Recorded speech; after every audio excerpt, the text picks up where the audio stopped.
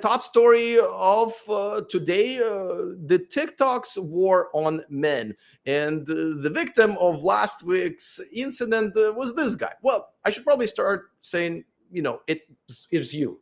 It is you, my audience, because that's essentially who suffered. But as you know, every day I cover men's issues, men's news on this channel. And last week I covered this story where a professional female athlete has repeatedly physically assaulted her boyfriend at the airport, got arrested for domestic violence. And I posted this video on TikTok and all over social media. No problem until I covered a different story where a man appeared to be defending himself and his wife.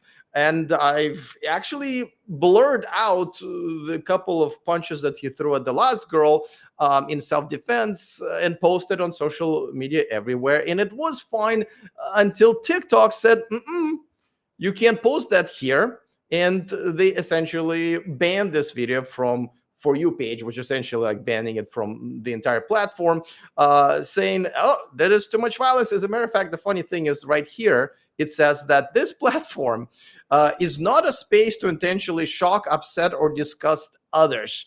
I don't know if TikTok is aware, but the 80% of their content is to shock, upset, or disgust others. But nevertheless, they banned me. I appealed.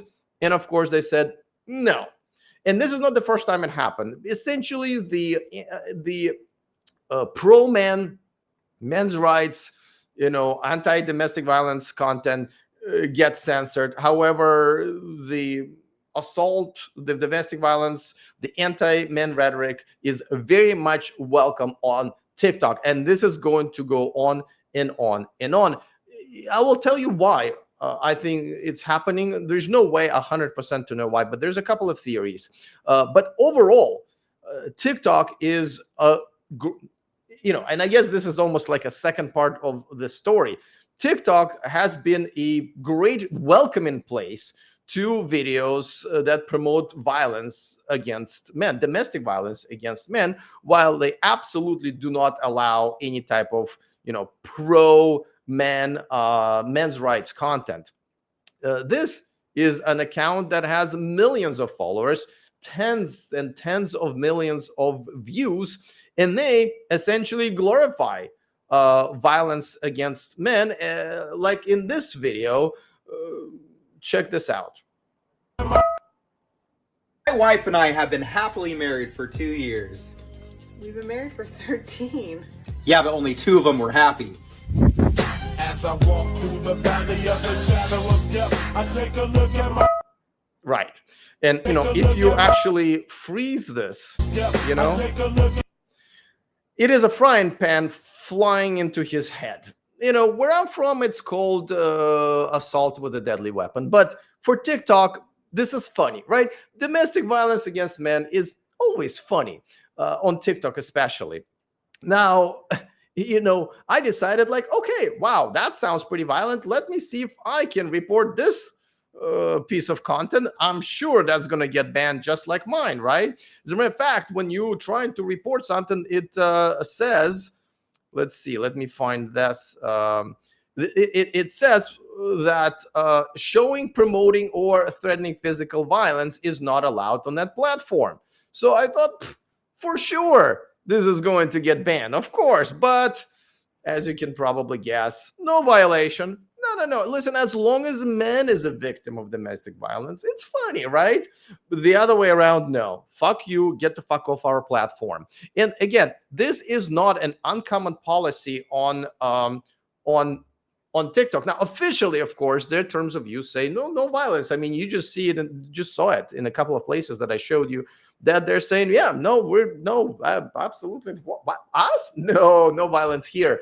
But of course, that's not what happens when you actually get into the content and see what's promoted, what's not being promoted. As a matter of fact, I know a relatively popular red pill influencer, Dan of Men's Need to Be Heard channel, who literally just got off TikTok because half of his workday was dedicated fighting off the ban, the restrictions and all of the reporting that women do on him, and TikTok goes like, oh yeah, we totally will remove this content and cancel his account. I think he was on like his fourth account at this point, and he decided, you know what, I'm off TikTok. It's impossible to deal with them. They're obviously, and like I said, it doesn't take much. Like, by the way, they're obviously anti-men, and again, we will go in a second over why that is. But you can, like, you yourself as a viewer, right? You can easily do the same experiment. Go ahead and post a comment. You don't have to make a video. You don't have to be creative. Just go ahead and post a comment that on any video that, like, for example, a typical comment that I would post that I would get banned is, some Western woman would be saying something fucking stupid and delusional. And I will be like, hey, this is exactly why I wanted to get the fuck away from Western women and I moved to Thailand, right? That, my friends, would actually get flagged, removed, and the appeal would be denied. But when women who post all the time on TikTok, to comment on my videos, if they call me, pedo because I live in Thailand, if they call me, abuser, and all kinds of, names that are against terms of use of TikTok, I personally don't mind. And if you report that for shits and giggles, it will never, ever, ever, ever be removed. So the terms of use seems to be very fair, though it looks like if they actually enforce it, 80% of the content of TikTok would have to be taken down. But the way they enforce it is beyond hypocritical. So now let's talk about why that is, right? Well, what does TikTok care about your man's rights in America? It's a Chinese owned company anyway. Now, there are two theories. One is that the head of the company and the executives and people in charge of content essentially are, woke women, feminists, and simps. So, just because of their personal views, they consider this content unsuitable. And, technically the terms of use is on their side. Where the other content, right, the anti-man content they just turn the other way. And that's how they operate. And who's gonna call them out on that? Mainstream media? Hell no. They just, our last segment today is about the mainstream media and how they handle men's issues. So stick around if you wanna hear a story about that. But the second theory, and this is what Dan of Men Need to Be Heard channel that I just mentioned about, that got the fuck off of TikTok.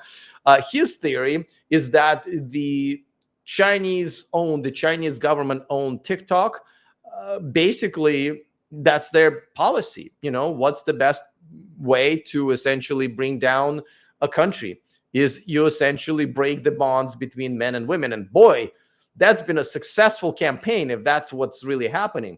Now, I do have to say that probably the worst smut that is being thrown at me in the comment section is on another Chinese-owned, same company that owns TikTok, a platform called the Red Note. If you don't know what the Red Note is, that's the platform that everybody jumped to when TikTok was getting banned in America earlier this year for a few hours, but everybody thought it would be forever.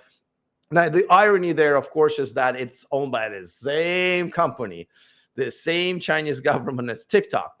So, but I stuck around on that platform. I post daily there, just like on any other platform.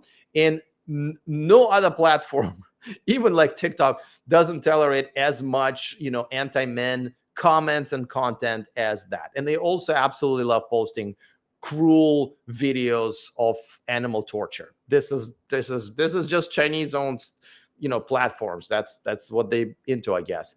So, I'm not really sure if that theory, like I understand that theory, but I don't always kind of subscribe to that theory because it's a bit of a stretch. But at this point, guys, anything goes. To me, it's much more simple. It's just a bunch of simps and a bunch of feminists running this platform, and they do whatever the hell they want. There is no watchdog over TikTok, right? This is not something that, media is going to push, because who's going to demand it? You know, the majority of men in America probably support this policy, right? The majority of men in America are simps, beta males, and feminists. So who's going to make us think about it? There's not enough men like me, and a lot of us have kind of checked out in terms of, we kind of accepted that this is going to be a long battle, and people like me just fucking get the fuck out of the country physically, just cannot be there physically, and that's just how it is. So until men organize a little bit more, and this is one of the reasons that I've started my channel, and my channel's name is the project, right? It is to red pill and wake up as many men as possible until we can actually influence things. If we can actually go after, organize and go after some of the bigger advertisers of TikTok and demand the equality of men on this social media platform. But until then, this is going to continue, and sort of this is the whole purpose of this channel. And I appreciate all of you guys who support this channel. If you want to ditch modern women and move abroad for more traditional relationships, go to themillionmanproject.com, take my most comprehensive course, and change your life.